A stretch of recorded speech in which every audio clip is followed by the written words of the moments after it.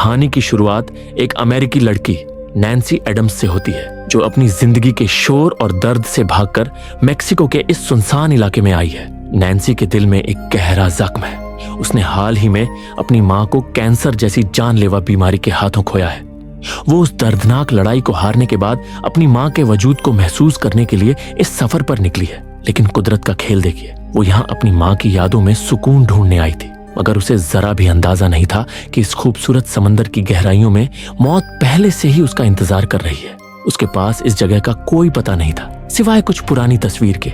ये वही जगह है जहां उसकी मां तब आई थी जब नैन्सी उनके पेट में थी। नैन्सी उस लोकल ड्राइवर को अपनी मां की तस्वीर दिखाती है। ड्राइवर मुस्कुराते हुए जगह पहचान लेता है और घने जंगलों के बीच से गाड़ी निकालते हुए उसे उसकी मंजिल तक पहुंचा देता है। गाड़ी रुकती है और नैन्सी जब सामने देखती है तो उसकी नजरें थम जाती हैं। ये कोई मामूली बीच नहीं था। सुनहरी रेत, क्रिस्टल जैसा साफ नीला पानी और मीलों तक फैली खामोशी, यह वही सीक्रेट पैराडाइज था जहां उसकी मां ने अपनी जिंदगी के सबसे खूबसूरत पल बिताए थे। ड्राइवर उसे वहां छोड़कर चला जाता है और अब नैन्सी उस विशाल समंदर के किनारे बिल्कुल अकेली रह जाती है। वो जगह जितनी खूबसूरत थी उतनी ही रहस्यमयी और वीरान भी, मानो यह समंदर किसी का इंतजार कर रहा हो। नैन्सी अपना सर्फ बोर्ड उठाती है और लहरों के रोमांच का मजा लेने के लिए समंदर में उतर जाती है। वहां उसे दूर पानी में दो और लोग दिखाई देते हैं, दो लोकल लड़के जो पहले से वहां सर्फिंग कर रहे थे। नैन्सी उनके पास पहुंचती है और बातों का सिलसिला शुरू होता है। जब वो बताती है कि वो अमेरिका से आई है तो लड़के थोड़ा हैरान होते हैं। वो कहते हैं, यहाँ अमेरिकी पर्यटक बहुत कम आते हैं, ये जगह दुनिया की नजरों से छिपी हुई है। बातों बातों में नैन्सी उनसे पूछती है कि क्या इस समंदर के बारे में उसे कुछ खास बातें या खतरे पता होने चाहिए। तब वो उसे दो अहम चेतावनियां देते हैं जो आगे चलकर उसकी जिंदगी और मौत का फैसला करने वाली थी। पहला, वो उसे जेलीफिश के बारे में आगाह करते हैं जिनका जहरीला डंक काफी खतरनाक होता है, और दूसरा, वो दूर दिख रही एक चट्टान की तरफ इशारा करते हैं और कहते हैं वो चट्टान अब भी दिख रही है, लेकिन दिन में एक बार जब लहरें ऊंची होती हैं तो वो पूरी तरह पानी में डूब जाती है। ये उस वक्त एक मामूली जानकारी लग रही थी, लेकिन नैन्सी को जरा भी अंदाजा नहीं था कि यही चट्टान जल्द ही इस विशाल समंदर में उसकी आखिरी उम्मीद बनने वाली है। बातों के दौरान ही समंदर में हलचल बढ़ जाती है, ऊंची ऊंची लहरें उठने लगती हैं और वे तीनों तुरंत उन लहरों का सामना करने के लिए तैयार हो जाते हैं। जब नैन्सी लहरों को चीरते हुए सर्फिंग कर रही थी तो उसे एक अजीब सा सुकून मिलता है, वही सुकून जो उसकी मां को यहाँ खींच लाया था। आज उसे लग रहा था जैसे वो अपनी मां के सबसे करीब है। सर्फिंग के बाद नैन्सी किनारे पर आकर अपने घर पर वीडियो कॉल करती है। उसके पिता उसे वापस लौटकर अपनी अधूरी पढ़ाई पूरी करने को कहते हैं, लेकिन नैन्सी अब भी मां के जाने के गम से उबर नहीं पाई थी। वो बहस करने के बजाय फोन रख देती है और दोबारा सुकून की तलाश में उन लहरों के पास चली जाती है। कुछ देर में शाम ढलने लगती है। वो दोनों लड़के पानी से बाहर आते हैं और नैन्सी को भी चलने को कहते हैं, लेकिन नैन्सी समंदर की उस खूबसूरती में खोई हुई थी। वो उनसे कहती है, बस एक आखिरी लहर, फिर मैं आ जाऊंगी। दोनों लड़के चले जाते हैं और अब इस विशाल गहरे समंदर में नैन्सी बिल्कुल अकेली रह जाती है। वो अपनी आखिरी लहर का इंतजार कर रही थी। तभी उसे पानी के अंदर कुछ अजीब सी हरकत महसूस होती है। अचानक डॉल्फिन्स का एक झुंड वहां आता है। उनकी आवाजें सुनकर नैन्सी को लगता है कि सब सुरक्षित है और वो उनके पीछे पीछे समंदर के और गहरे हिस्से में चली जाती है। लेकिन वहां पहुंचते ही नैन्सी के होश उड़ जाते हैं। वहां पानी में एक विशालकाय मरी हुई व्हेल मछली तैर रही थी। नजारा बेहद घिनौना था। उसकी लाश सड़ रही थी और अनगिनत पक्षी उसके मांस को नोच नोच कर खा रहे थे। नैन्सी की नजर उस व्हेल के शरीर पर बने एक विशाल घाव पर पड़ती है। वो घाव किसी साधारण जानवर का नहीं था, बल्कि किसी ऐसे जीव का था जिसके जबड़े शैतान जितने बड़े हों। यह एक साफ चेतावनी थी कि वो शिकारी अभी भी आसपास ही है, लेकिन नैन्सी इसे समझ नहीं पाती। घबराहट के बीच उसे एक बड़ी लहर दिखाई देती है। वो उस जगह से निकलने के लिए लहर पर सवार हो जाती है। अभी वो लहर के बीच में ही थी कि तभी नीचे से किसी भारी भरकम चीज ने नैन्सी के बोर्ड को जोरदार टक्कर मारी। टक्कर इतनी भयानक थी कि नैन्सी हवा में उछलकर सीधे गहरे पानी में जा गिरती है और उसका सर्फ बोर्ड उससे दूर हो जाता है। समंदर की वो शांति अब खूनी खेल में बदलने वाली थी। नैन्सी पानी में गिरे अपने बोर्ड को पकड़ने की कोशिश करती है, लेकिन तभी पानी के नीचे से एक भयानक ग्रेट शार्क उसकी टांग को अपने जबड़ों में जकड़ लेती है और उसे झटके से पानी के नीचे खींच लेती है। चारों तरफ का नीला पानी पल भर में लाल हो जाता है। नैन्सी अपनी जान बचाने के लिए किसी तरह उसकी पकड़ से छूटकर ऊपर आती है। सामने वही मरी हुई व्हेल तैर रही थी। नैन्सी अपनी जान बचाकर उस व्हेल के ऊपर चढ़ जाती है। उसकी हालत बहुत खराब थी। शार्क के दांतों ने उसकी जांघ को बुरी तरह फाड़ दिया था। खून तेजी से बह रहा था। नैन्सी अपनी मेडिकल की समझ का इस्तेमाल करती है और अपने सर्फबोर्ड की रस्सी से अपनी टांग को कसकर बांधती है ताकि खून का बहना रोका जा सके। व्हेल के ऊपर लेटे हुए उसकी नजर किनारे पर पड़ती है। वो दोनों लड़के अब अपनी गाड़ी में बैठकर वापस जा रहे थे। नैन्सी दर्द से कराहते हुए हाथ हिलाती है, पूरी ताकत से मदद के लिए चिल्लाती है, लेकिन लहरों के शोर की वजह से उसकी आवाज उन तक नहीं पहुंचती। वो चले जाते हैं और नैन्सी उस विशाल समंदर में एक सड़ती हुई लाश के ऊपर अकेली रह जाती है। नैन्सी सुरक्षित नहीं थी। वो शार्क अभी भी नीचे ही थी। कुछ ही घंटों में रात उतरने वाली थी और अंधेरा होने का मतलब था मौत। नैन्सी जानती थी कि यह व्हेल ज्यादा देर तक नहीं टिकेगी क्योंकि शार्क इसे खाने के लिए बेताब थी। उसकी नजर थोड़ी दूर स्थित एक चट्टान पर पड़ती है। यही वो चट्टान थी जिसके बारे में लड़कों ने बताया था कि ये सिर्फ लो टाइड के समय ही पानी से ऊपर रहती है। तभी अचानक नैन्सी देखती है कि सामने से वो विशाल शार्क उसी की ओर बढ़ रही है। तभी वो शार्क व्हेल को बहुत जोर से टक्कर मारती है ताकि नैन्सी उससे गिर जाए, लेकिन टक्कर लगने से ठीक पहले नैन्सी पानी में कूद जाती और अपनी घायल टांग के बावजूद पूरी ताकत से चट्टान की तरफ तैरने लगती है। शार्क उसके ठीक पीछे थी। पानी को चीरती हुई वो मौत बनकर आ रही थी, लेकिन ऐन वक्त पर नैन्सी खुद को खींचकर चट्टान के ऊपर चढ़ा लेती है। अब नैन्सी उस छोटी सी चट्टान पर सुरक्षित थी, लेकिन अकेली नहीं। वहां एक घायल पक्षी भी बैठा था जिसका पंख टूटा हुआ था। दोनों ही उस चट्टान पर जिंदगी और मौत के बीच फंसे थे। नैन्सी अपने घाव को देखती है। मांस फट चुका था। उसे इन्फेक्शन और खून बहने से रोकना था। वो अपने कान की बाली उतारती है और बिना किसी बेहोशी की दवा के उस नुकीली बाली को सुई की तरह इस्तेमाल करके अपने फटे हुए मांस को टांकना शुरू करती है। दर्द से उसकी चीखें निकल जाती हैं। फिर अपनी जैकेट टांग पर कसकर बांध लेती है। दर्द और ठंड में ठिठुरते हुए किसी तरह रात गुजरती है। अगली सुबह नैन्सी को किनारे पर एक आदमी दिखाई देता है। वो नशे में धुत एक लोकल शराबी था। नैन्सी उसे आवाज देती है और इशारे से बताती है कि उसका बैग पास ही पड़ा है जिसमें फोन है और वह किसी को मदद के लिए बुला सकता है। वो आदमी बैग तक पहुंचता है, लेकिन मदद करने के बजाय उसका लालच जाग जाता है। वो नैन्सी का फोन और पैसे चुराकर अपनी जेब में रख लेता है। नैन्सी बेबसी से ये सब देख रही थी। तभी उस चोर की नजर पानी में तैरते नैन्सी के सर्फ बोर्ड पर पड़ती है। वो उसे भी चुराने के लिए पानी में उतर जाता है। नैन्सी उसे रोकने की कोशिश करती है, चिल्लाती है, लेकिन वो नहीं सुनता। वो जैसे ही बोर्ड उठाकर पानी में आगे बढ़ता है, सन्नाटा चीखों में बदल जाता है। शार्क उस पर हमला कर देती है। पानी में एक खौफनाक मंजर दिखता है और वो आदमी 2 टुकड़ों में बंट जाता है। उसका लालच उसे सीधे मौत के मुंह में ले गया था। अब नैन्सी के पास सिर्फ 6 घंटे बचे थे। उसकी घड़ी की सुई टिक टिक कर रही थी क्योंकि 6 घंटे बाद हाई टाइड आने वाला था। समंदर का पानी उठेगा और उस इकलौती चट्टान को पूरी तरह निगल लेगा, जो नैन्सी की आखिरी उम्मीद थी। एक बार चट्टान डूबी तो शार्क से बचने का कोई रास्ता नहीं बचेगा।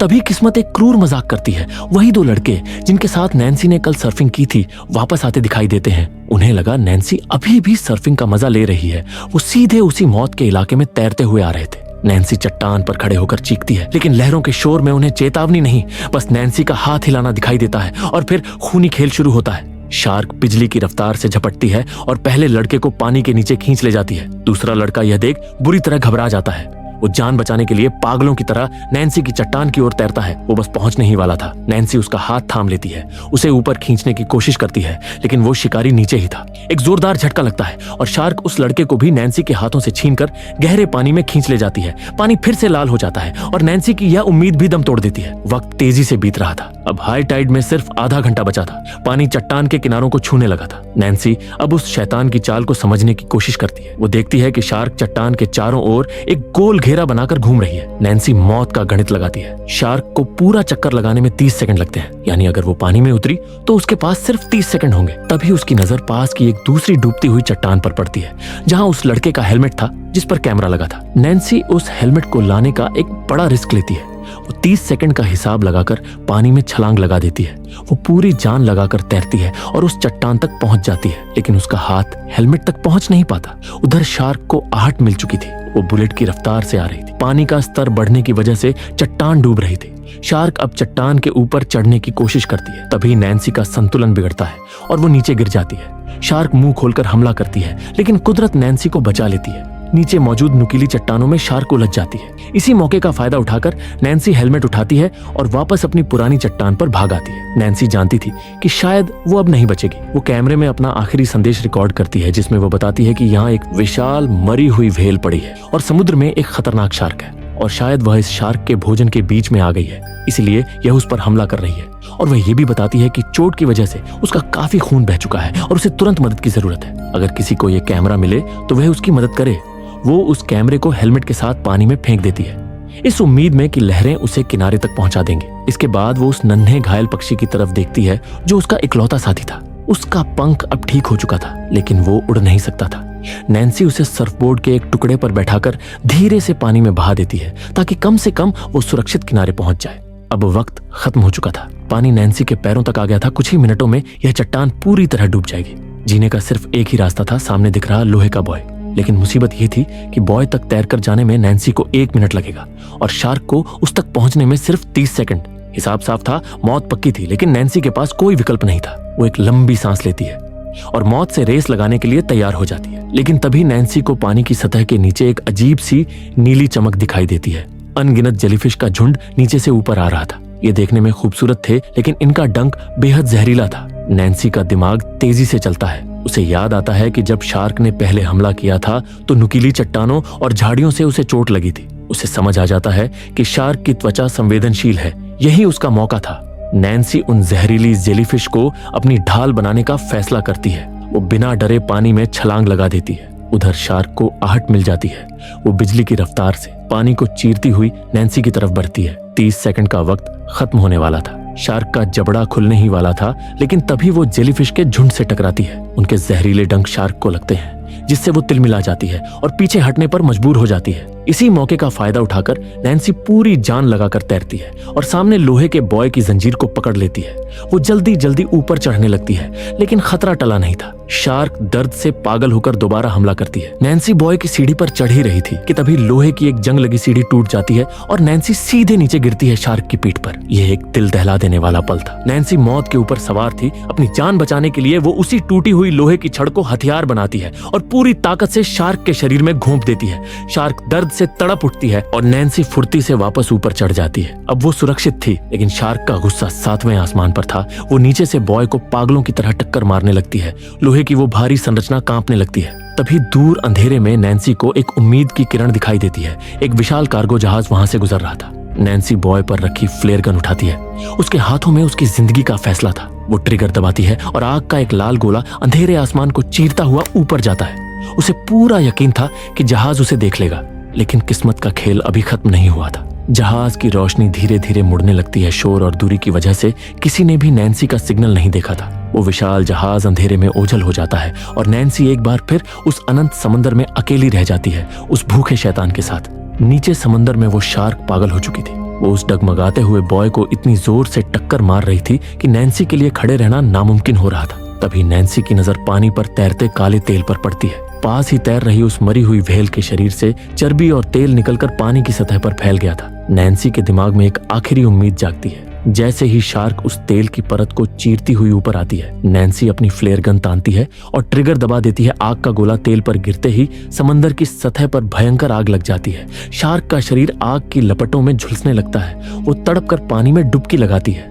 जिससे आग बुझ जाती है। लेकिन इस जलन ने उस जानवर को और भी ज्यादा खूंखार और बेकाबू बना दिया था। अब शार्क का सिर्फ एक ही मकसद था, नैन्सी का खात्मा। वो पूरी ताकत से बॉय पर हमला करती है और उसे पलट देती है। नैन्सी पानी में गिर जाती है। वो तुरंत बॉय के लोहे के ढांचे के बीच में घुसकर खुद को छिपा लेती है। शार्क लोहे को अपने दांतों से नोच रही थी, उसे तोड़ रही। नैन्सी समझ जाती है कि यह लोहा उसे ज्यादा देर नहीं बचा पाएगा। तभी उसकी नजर नीचे समंदर की गहराइयों में जाती है। बॉय की भारी जंजीर नीचे तलहटी में लगे लोहे के सरियों से बंधी थी। नैन्सी के दिमाग में एक आत्मघाती प्लान आता है। उसे बचने के लिए ऊपर नहीं बल्कि नीचे जाना होगा, सीधे मौत के मुंह में। नैन्सी एक गहरी सांस लेती है और अपनी मुट्ठी में जंजीर को कसकर पकड़ लेती है। बॉय के स्क्रू ढीले हो चुके थे। वो पूरी ताकत लगाकर जंजीर को बॉय से अलग कर देती है। जंजीर का भारी वजन उसे पत्थर की तरह तेजी से समंदर की गहराई में खींचने लगता है। नैन्सी पागलों की तरह नीचे गिर रही थी। ये देखते ही शार्क भी उसके पीछे झपट पड़ती है। ये एक रेस थी, आगे आगे नैन्सी और पीछे उसका काल। शार्क अपना बड़ा सा मुंह खोलकर उसके बेहद करीब पहुंच चुकी थी। नैन्सी उन नुकीली लोहे की छड़ों की तरफ तेजी से बढ़ रही थी। ठीक आखिरी पल में जब वो छड़ों से टकराने ही वाली थी, उसने जंजीर छोड़ दी और खुद को एक झटके से किनारे हटा लिया। लेकिन शार्क वो इतनी विशाल और भारी थी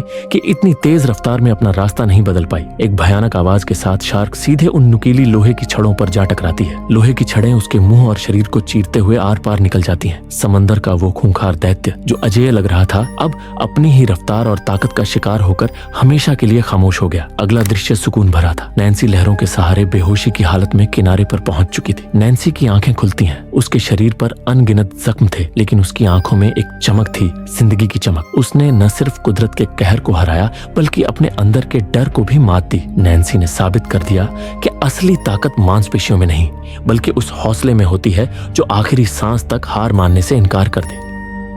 अगर आपको ये कहानी पसंद आई हो तो लाइक करना ना भूलें और ऐसे ही थ्रिलिंग एक्सप्लेनेशन देखने के लिए मूवीवर्स थ्रिलर को सब्सक्राइब करें। मिलते हैं अगली वीडियो में, तब तक के लिए कीप वॉचिंग मूवीवर्स।